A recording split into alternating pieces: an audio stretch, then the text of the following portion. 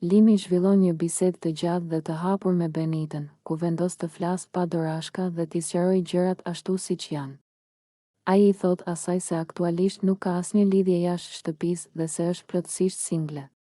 Limi thekson se nuk është I lidhur me askënd, nuk ka detyrime ndaj askujt dhe se ka hyrë në këtë eksperiencë I lirë si në mendje ashtu edhe në zemër, gjatë bisedës. Ai I shpjegon Benitës se për të është e rëndësishme transparenca dhe se nuk dëshiron të krijojë keqkuptime apo të lërë hapësirë për dyshime. Ai shprehet se gjithçka që bën brenda shtëpisë e bën hapur dhe pa lojra të fshehta. Limi I thotë se nuk ka asnjë pengesë nga jashtë dhe se statusi I tij është I qartë për çdo që e pyet.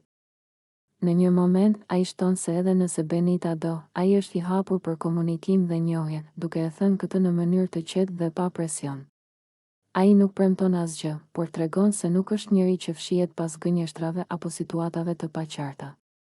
Për të, gjërat duhet të jenë të drejtpërdrejta dhe të sinqerta. Benita e dëgjon me vëmendje, ndërsa Limi vazhdon të shpjegojë se hyrja e tij në shtëpi nuk ka qenë e lidhur me askënd dhe se çdo afrim që mund të ndodhë është diçka që lind natyrshëm, jo e planifikuar.